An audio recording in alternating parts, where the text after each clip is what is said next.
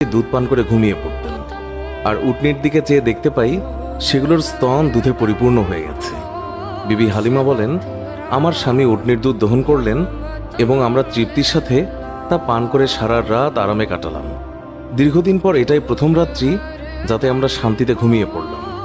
আমার স্বামী বললেন, হালিমা, তুমি খুবই ভাগ্যবান এক শিশু নিয়ে এসেছ। আমি বললাম, আমারও এটাই ধারণা, এই শিশু অত্যন্ত সৌভাগ্যবান।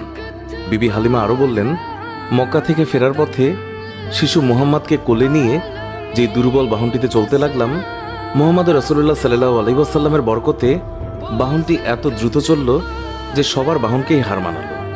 আমার সাথী মহিলারা আশ্চর্য হয়ে বলতে লাগলো, এটা কি সেই দুর্বল সওয়ারি যার উপর আরোহণ করে তোমরা প্রথম এসেছিলে? তারপর বাড়ি এসে দেখলাম সমস্ত বকরিগুলো দুধে পূর্ণ হয়ে গেছে, অথচ কিছুক্ষণ পূর্বে সেগুলো দুধ শূন্য ছিল। আমার গোত্রের লোকেরা তাদের রাখালদেরকে নির্দেশ দেয় যে তোমরাও তোমাদের পশু ওই জায়গায় চড়াও যেখানে হালিমার বকরি চড়ে।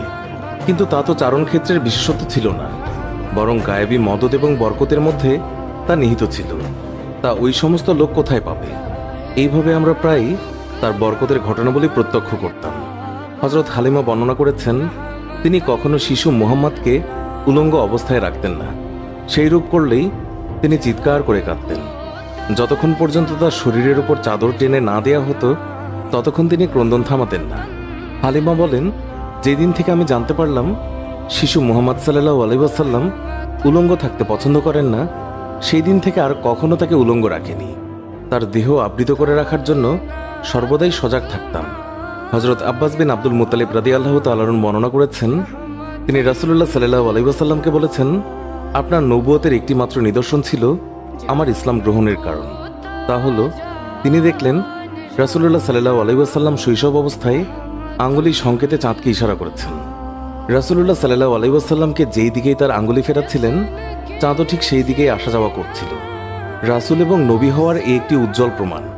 শিশু মুহাম্মদ হালিমার গৃহে থাকা অবস্থায় কখনো তার উভয় স্তন থেকে দুধ পান করেননি। সবসময় তিনি একটি স্তন থেকে দুধ পান করতেন, অপরটি তার দুধ ভাইয়ের জন্য রেখে দিতেন। ন্যায়বোধের এমন চরম দৃষ্টান্ত পৃথিবীতে খুবই বিরল। সত্যি এটা একজন মহামানবের পক্ষেই সম্ভব। শিশু রাসূলুল্লাহ সাল্লাল্লাহু আলাইহি ওয়াসাল্লামের দ্রুত বর্ধনশীল দৈহিক অবস্থাও একটি লক্ষণীয় বিষয়। 2 মাস বয়সের সময় তিনি অন্যান্য শিশুদের সাথে হামাগুড়ি দিয়ে ফিরতে লাগলেন।